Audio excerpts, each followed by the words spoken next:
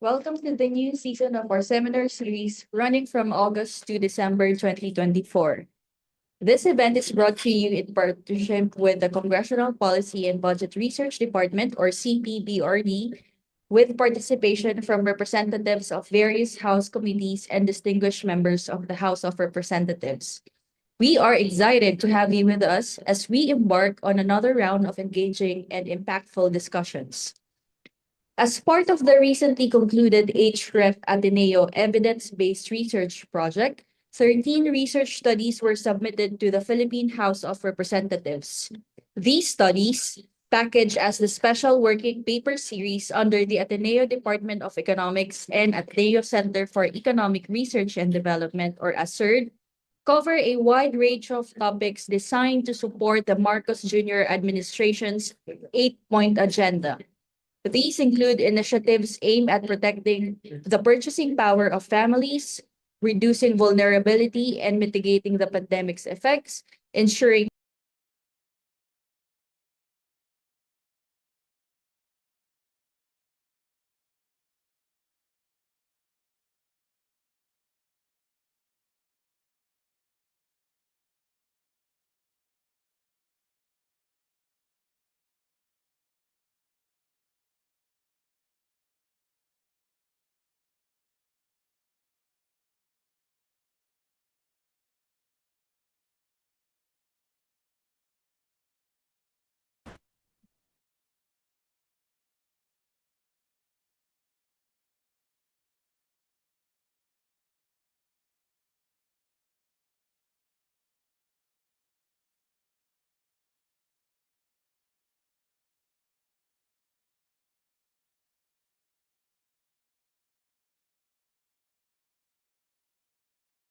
lastly, materials from this seminar will only be shared on our website with the speaker's consent.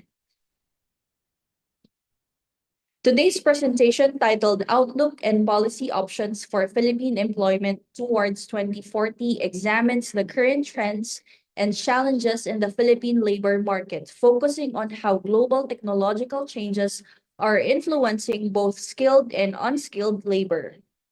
It presents a comprehensive analysis of the country's economic structure from 2024 to 2040 using advanced modeling techniques to project potential scenarios for employment. As we look ahead to 2040, this paper provides valuable insights into the evolving labor landscape and the strategic industries that will be key to driving sustainable growth and development in the coming years. Our key speakers for today's discussion are Dr.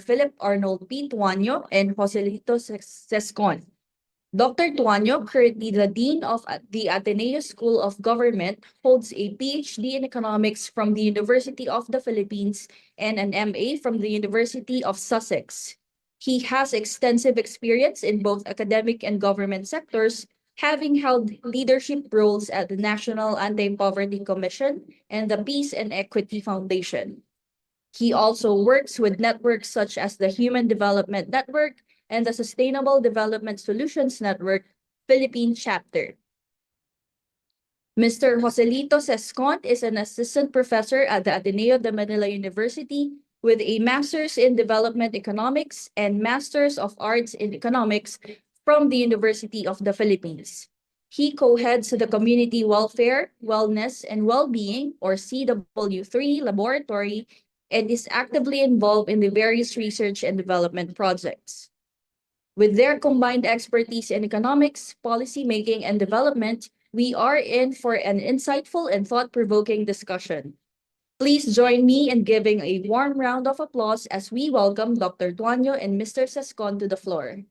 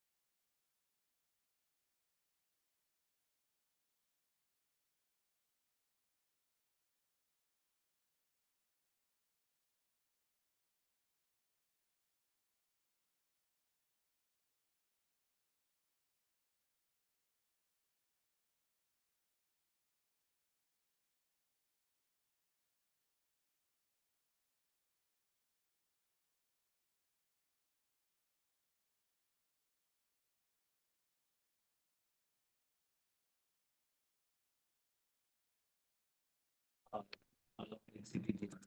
So, policy that targets industry for transformation and quality job creation. This is done principally through a simulation exercise of the macroeconomic production sector, potential transformation and the jobs that will be created. Okay, and the model that we simulate will have technological disruption more on the positive side. As well as, so essentially the two research concludes the trends for labor employment during 2024, 2040. As far as this agreement was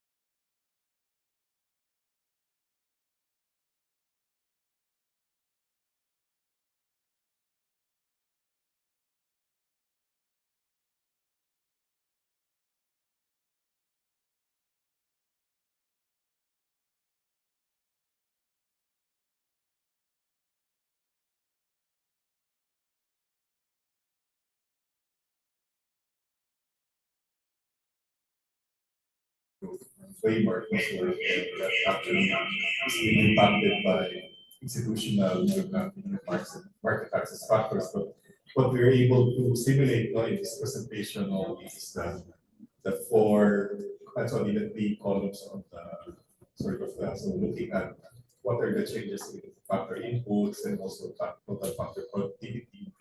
And therefore, what we did was actually just to try to again to simulate what are the changes in labor demand over 15-year period. So that's around 2024 to 2040. And you see, for example, certain parameters in terms of change in capital and also total factor productivity, and also changes in output. So as you will see in the next slide, we have sort of we identify what are the factors. So we actually assume in this model that growth targets are achieved with changes in productivity over time. So we have sort of baseline scenarios for changes in total factor productivity. And we try to link this in terms of what are the disaggregated change in terms of total employment, sector by sector, by gender. And I think in our paper, which but I'm not sure if we're going to present here in regional employment. So we try to simulate the economic structure from 2024 to 2040 by trying to analyze the labor market outcomes from the change in total employment over time. And how we did it was to use a what's called in economics non-applicable generative model that will analyze changes in the macroeconomy. And this is linked to a micro accounting model at the bottom to be able to simulate the changes in gender employment and regional employment as well. So the next slide shows that way that we actually calculated labor. So the data of our studies, social accounting matrix that's calibrated to 2018.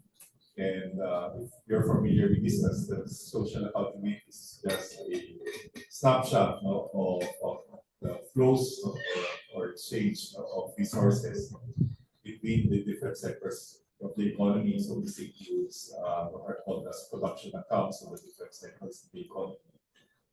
Commodity accounts, so what is actually sold in terms of sectors of the economy, and also institutional accounts. So these are just flows. So for the economic students here, if you're familiar with the circular flow model, so it just shows what resources actually are circulated to the economy, and we calibrate it in, using 2018 based input output table for 2018 and also the family income expenditure survey. So we have a total of around 50 sectors, so 12 are agricultural, 24 are industrial, and 14 are service-based sectors.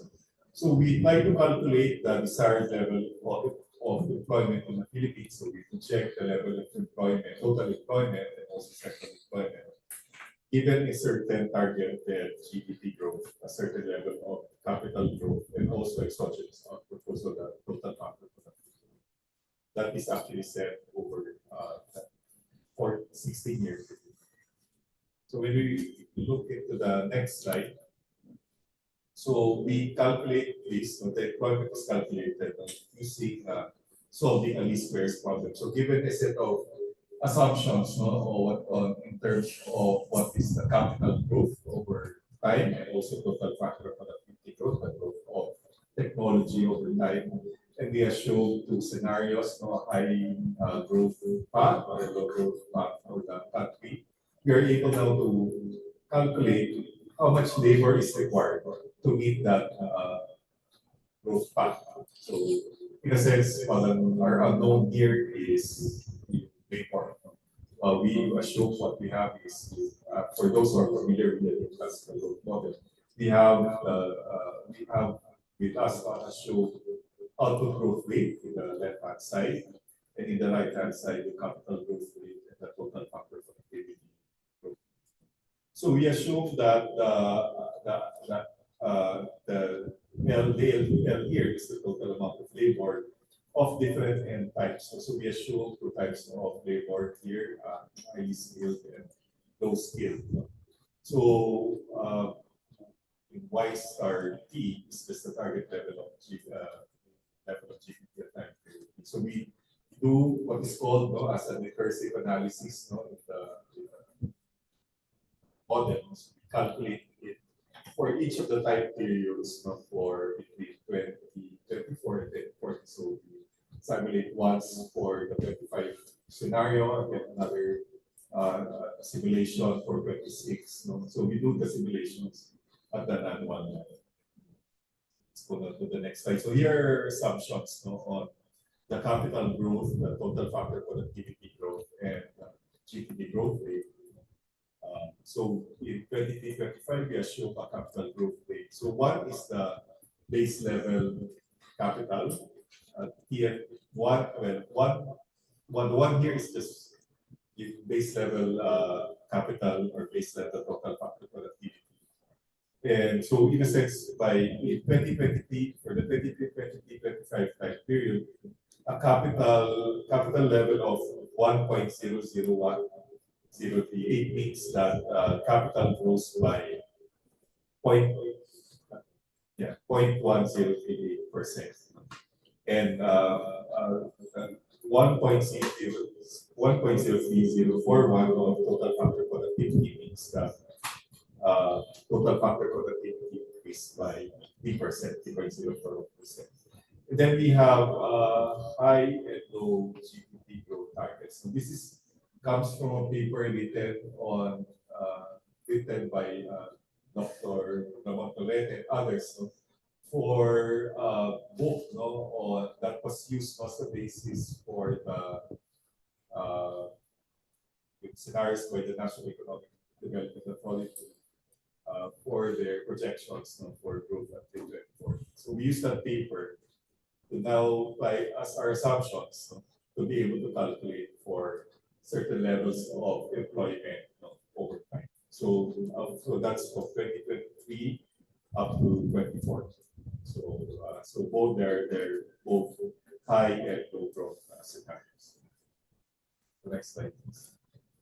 Okay, so what is our calculation for total employment? So if we assume the assumptions, no, the given assumptions on the previous slide, no, we calculate that there will be around by 2025, now the 23-25 period, an average of 44 million workers, no, in the high growth scenario. So currently, there are around 40. When we started the calculation in 20, for the 2023 scenario, no, we assume total labor force of around 42 million workers. No?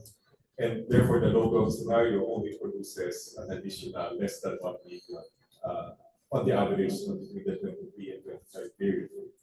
By the high growth period, no, in 2030, high growth in 2038 to 24 period. So our simulations show that the number of workers will increase to around 63.4 million. But under the low growth scenario, the number of workers will just increase by 3.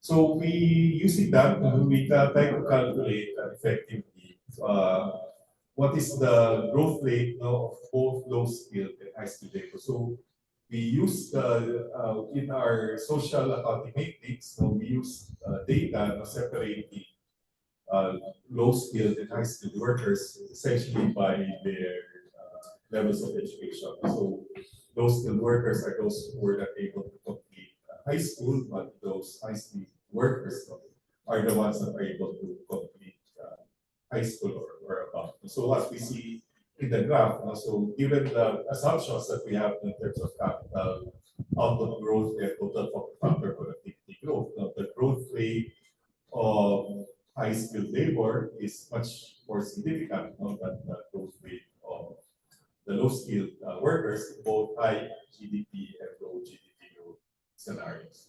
So in fact, so we see that in the high GDP growth scenarios, so the number of high skilled workers will increase by as much as a factor of 3 by 2040, compared to only 2.2 for low skilled workers. While in the low GDP growth scenario, the number of highly skilled workers will increase by a factor of 2 by 2040, only 1.6 by 1.6 for the low skilled workers in the low GDP growth scenario. It's the next. Okay, we try to also calculate if there's any sort of variation for this both high skilled and low skilled employment growth scenario. So and this shows that the gray areas are the variations in terms of the scenario. So we have a certain level of confidence interval in terms of what our projections actually will happen. And that this graph now actually shows what this is as the red lines actually are both either the maximum or the minimum levels of growth in terms of employment. Then, as I said, you have a sort of micro simulation model that actually is able to calculate at the bottom what is the level of sectoral employment growth, so over time. So which of the sectors actually increase and what is the level of increase in terms of total levels of employment. For example, for the palay. So these are the graph, the slide actually shows the different agricultural scenario, sectors for the high GDP growth and low GDP growth scenarios. So for example, for palay, we see an increase in employment from 23-25 around 2.2 billion to around 2.9 billion workers by 2030. And so on. So we see, of course, the agriculture crops like palay and pork, and also agricultural services and fisheries. That's the second sector of the right, actually having the highest level of employment. Right? In both scenarios, we see that there's even the continued growth of terms of employment of those sectors. And here, the next two slides show the scenarios for industrial employment. So we see both growth in mining and, of course, a big chunk of our industrial sector is the food manufacturing sector that actually shows in the graph with actually very high levels, high levels of growth in terms of employment. So increasing from around 270,000 to 100,000 workers in the 2025 period to around 380,000 workers in the 2040. And we see here also the differences between the high GDP and low GDP growth rate, also similar to the in terms of that. So next, also a continuation of the industrial sector. So we see that the growth of electrical equipment shows also becomes more and more dominant because of the growth also of capital of the economy. So we see that it actually has even overtaken the textile sector also as well, especially the high growth scenario. So we see an increase in employment of electrical equipment workers of around 510,000 workers to 800,000 workers, then catching up with the textile workers by 2030. So last, of course, we have new services for the services sector. And of course, our economy is dominated actually by trade, retail and wholesale trade, which actually we project that the employment levels of the sector with a high GDP growth scenario actually reach around 12.5 million workers, compared to around 10.5 million workers in the low GDP. So we have also calculations in our paper, it's available with the economics department website in terms of differentiating it by region and also by gender. So we have the gender scenario, scenarios for employment by gender in this slide. So as you will see here, although the 23-25 period also is around employment dominates total formal employment, 20-23 scenario. There's a slight increase of around 55% of total employment by males in the 2040 period. It shows that the highly skilled employment was at least we have a significant number of women in this working science. Okay, so what are the implications? And I will just ask maybe Professor Joey to add also. So what we think is that if you look at this, so hopefully the simulations provide some of the basis to look at something industry by industry, so how do we, and what this simple simulation actually shows, so that at high levels of growth and high levels of productivity of technology. So we will actually be able to stimulate greater employment, especially highly skilled jobs. So it's very important to look at what changes in technology that actually occurs within each sector, and therefore what is important is to undertake some sort of task-based analysis of the jobs in the strategic sectors that is actually needed in order to stimulate that further increase actually in employment. So that's so we know that the development plan was targeted certain industries in terms of growth. So the question now is how do we now try to stimulate more growth of employment in these targeted sectors? What types of interventions that is actually. So another set of recommendations that we have in our paper, the next slide actually also shows that central this analysis is the assumption that we have, as I said, on growth targets and technological progress. So that's important to try to think about maybe undertaking a jump inventory of what is highly skilled and lowly skilled jobs actually are. So of course, these digital applications will actually affect a sector of the economy, and so trying to identify the process in which this will actually improve technology, also productivity in the sector is important, so that we can see actually better growth in terms of highly skilled. And more important also to this time, if we're trying to achieve some sort of equity in terms of employment by gender, or we need to stimulate also employment also by regions.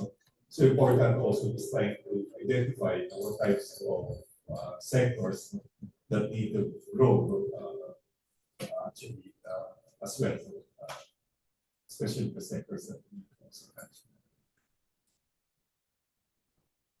And therefore, one of the things that the government will have to do is to develop an innovation ecosystem, and so that this will actually help stimulate the growth of productivity and therefore also skilled employment. What to add that this specific.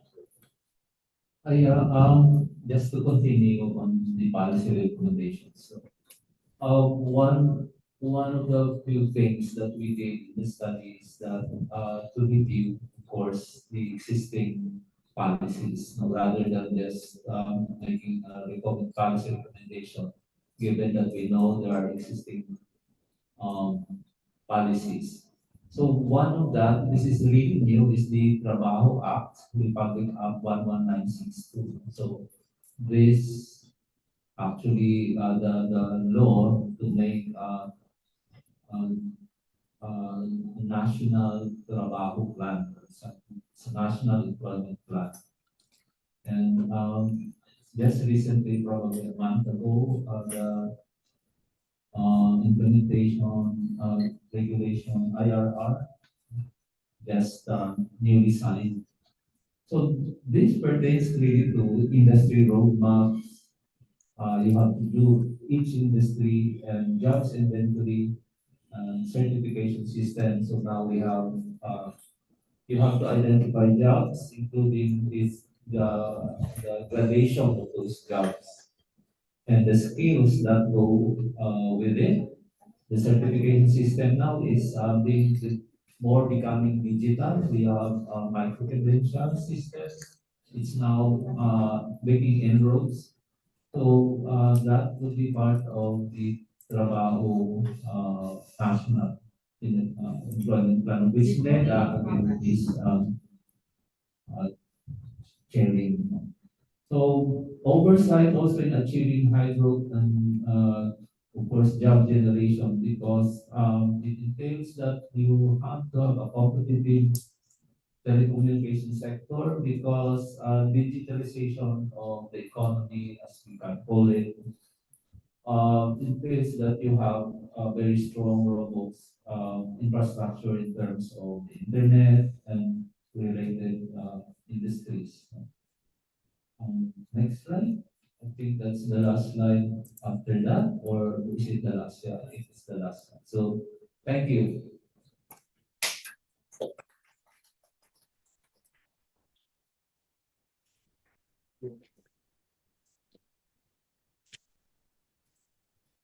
Okay, thank you, Dr. Tuaño and Mr. Sescon for the timely and enlightening lecture. We are now approaching our Q&A segment. We are encouraging participants to raise their hands virtually or type their questions in the chat box.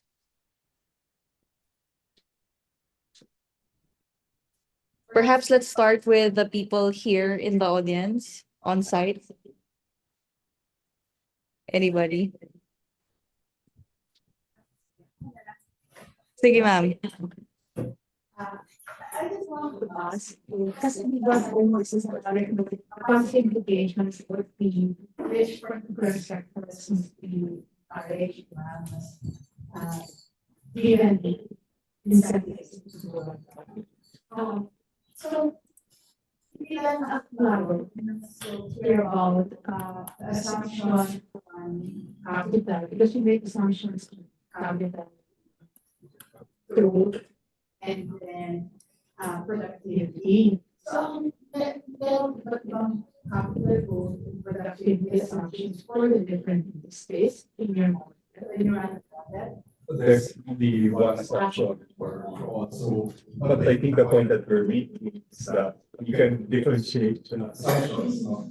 And therefore that will also, of course, differentiate the level of income to Yeah. each of the sectors. So we were not able to we thought of now doing that. Then we wanted to make sure that whatever one idea of what types of assumption that we can make so that the productivity growth, capital growth in sector is actually, but it can. Yeah, so that would be your next class, diba? So you want to certain policies, certain industries will be. Vocation is a We hopefully that will be higher capital for that industry. And what that imply about growth, the distribution of growth among the different industries.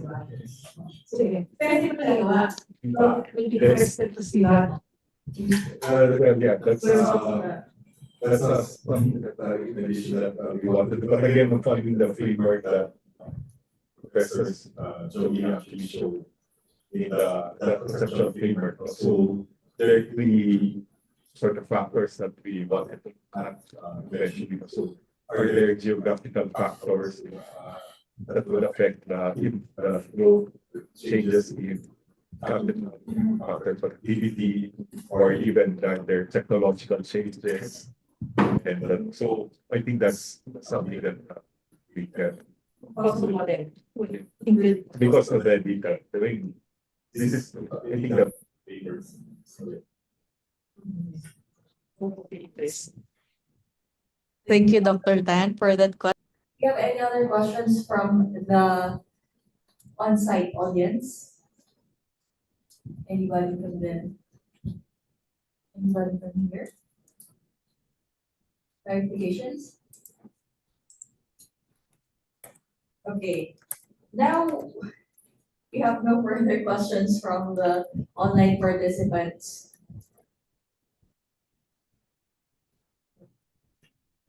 Anybody? Before, it seems that Dr. Tuaño and Mr. Sescon's presentation are quite clear. No need for further clarification. Yeah, I think maybe I don't know, maybe a discussion that we can have questions. In the process of developing this paper, maybe that's a question that we wanted also to ask. What are the possible next step, as you said, Dr. Tuaño said? What are the possible scenarios also that we can do to stimulate what changes in employment and make the changes in terms of employment more differential? So we were thinking of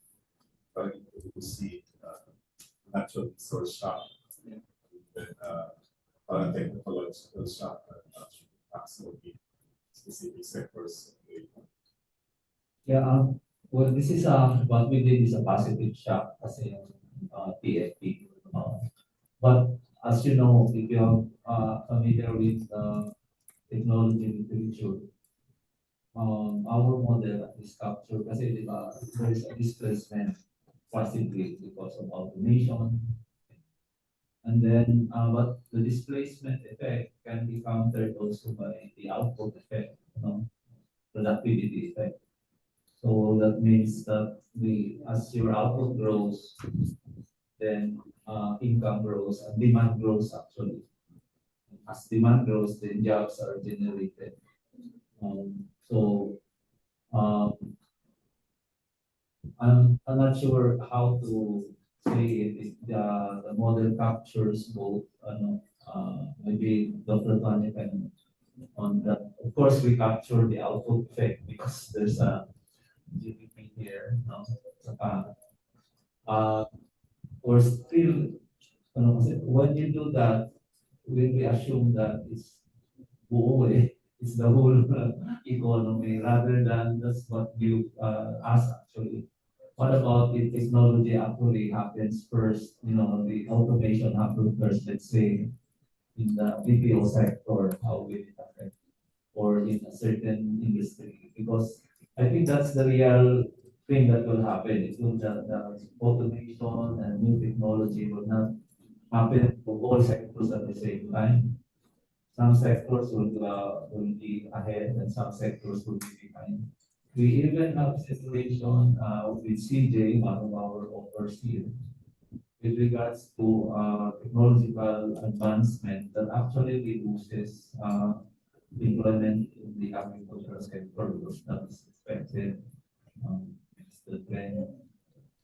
We're not yet very robust on the result, but we saw a reduction in the I think you just have to emphasize no, kasi that's Some CGE model before kung may exhibition. The nice thing about CGE model, kahit na there's only one increase in capital growth for the whole economy, that will have different impacts in the different industries mentioned by Professor Joe here. Pero the analysis would even be more interesting and richer if we, instead of just using one capital growth assumption for the whole, for all the industries in the economy, we have different assumptions of that. Because, pero maganda for example talaga yung pakihas lang, parang nakita nyo, akala nyo isang increase would have the same impact on the different industries, but impact will be different. Pero once nakita na nila, di ba yun? Meron pang iba't ibang assumptions on the different industries. That's very interesting. We welcome the comments from Dr. Guzman. Well, we are not all experts in CGD modeling. So this is an opportunity to learn something from our experts. My question would be, I'm curious whether the model captures the natural rate of unemployment, which is a macroeconomic concept. And whether is that estimated or is that assumed, and do you treat it as a endogenous variable? Yeah, so the in this model, parang we don't calculate the natural data. We assume that there is a baseline unemployment rate that but that baseline unemployment rate changes only if there's changes in changes in capital or changes in market productivity. So it does not calculate the natural rate of unemployment. And what is assumed here that to some extent this is a what the economics is called sort of a neoclassical model because it allows also some sort of factor mobility across sectors. So if we don't fix we there's very little assumption of sectoral specific labor. This topic. So Full labor mobility. yeah, Full so- full labor mobility. Correct me if I'm wrong, parang the assumption there is that there is full employment for the additional supply of labor, right? Kasi fix it or meron, you allow additional unemployment. Kasi pero yung baseline employment is around. Yeah, so there, of course, there's a baseline level of unemployment. So, but the question now is, given now changes in capital and productivity, and of course, a projected growth rate, how much labor would you need to be able to keep that? So the assumption is that there is there's labor in the sense that would meet that labor demand. So there's a labor supply. Yeah. That's admitted that labor demand. So in a sense, the unemployment. The proportion of the labor supply, that is not that is not being needed. So there's an assumption being of that's it. You can say unlimited like but so what is not needed, so that's a baseline, I mean, given certain population growth, that's a baseline. You have a baseline and but say, pero, so whatever is not needed, you're, so, sure, okay, so I'm going more.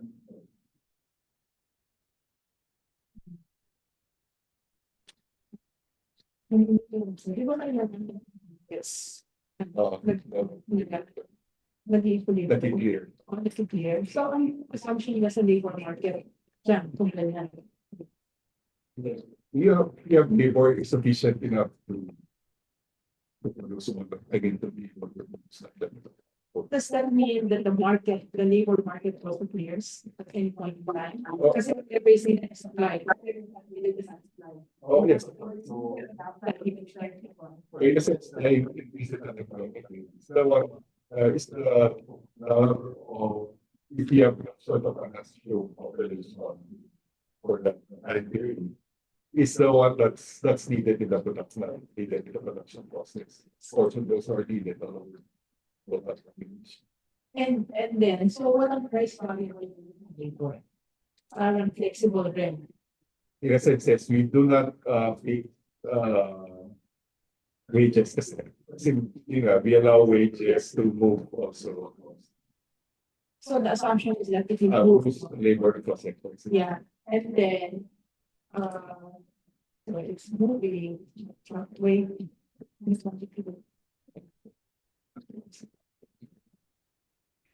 But it's possible to model also sector specific Prices. Which labor. In even labor, you don't allow labor. Questions. here you don't. No, we. So it yun lang po. So really just because in CG model, really the prices are determined within the model. Di ba? Yes. Oh, hindi, not in this. No, we don't calculate. It's okay. Dr. Tuaño, I just have a personal question as a researcher. What other methodologies have you considered in pursuing your question? We also like to. Yeah, we just thought that, I'm sorry, we took plan of using this as a sort of simulation. Tool, but eventually make a simulation. We thought of using a sort of micro simulation model, or a model that would like look for specifically on those labor market conditions, Yeah. conditions. So what are the changes now? So it's while these changes in labor demand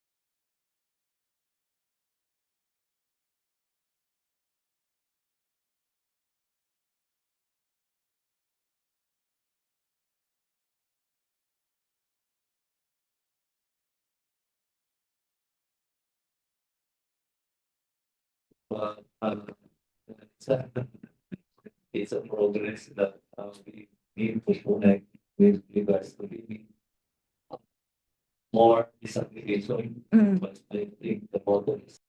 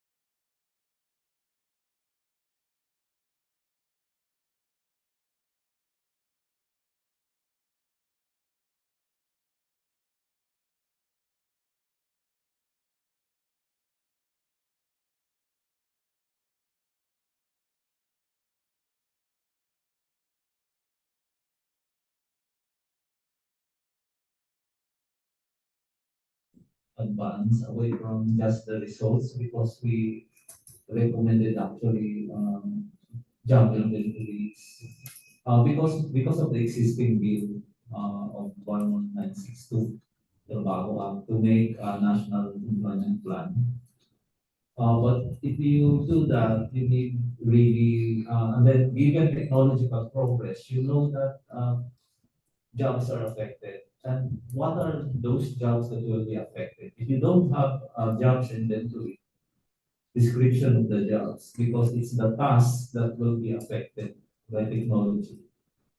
So once you do that, the next stage is what your question is leading to. What kind of education, what kind of training skills. So once you do the job inventory task, even task inventory for each job, you have to do, you have also, if you want to make the trabaho plan really works, you also have to plan the, consider the educational system, what it's producing, what kind of skills, and the certification of the skills, no? So what we are very much aware about certification is of course your diploma and then the license exams and then professional recruitment commission. But if you go down to the unskilled, there's a lot of work to be done there with regards to certification system. Because as you know, people would like to see a career progression. So what kind of skills, what kind of education should I pursue if I don't want college, I want skills accumulation. So the certification system gives you at least a career progression of what you'd like to proceed to.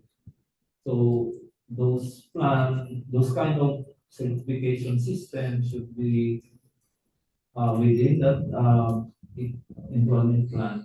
That also takes into consideration the growth of the economy versus the jobs generation.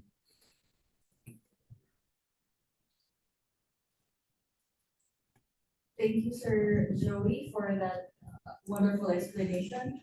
So we now end our seminar series. On behalf of everyone here, we sincerely thank our speakers for sharing their knowledge and insights with us today. Your contributions have made this seminar both enlightening and inspiring. So we truly appreciate the time and effort you put into making this event a success. Thank you so much.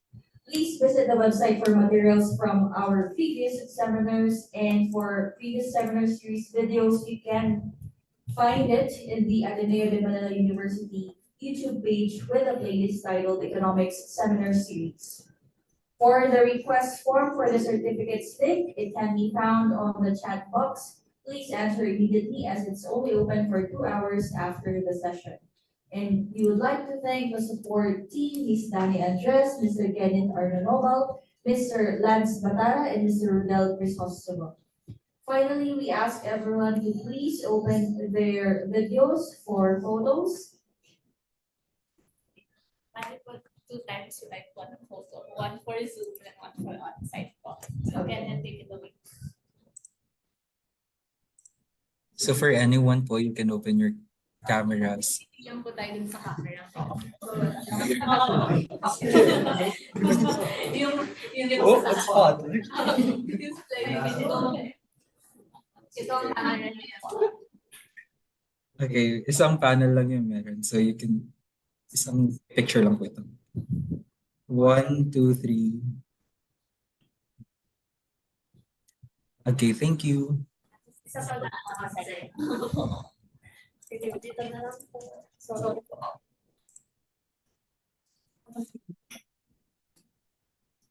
one, two, three. One, four, one, two.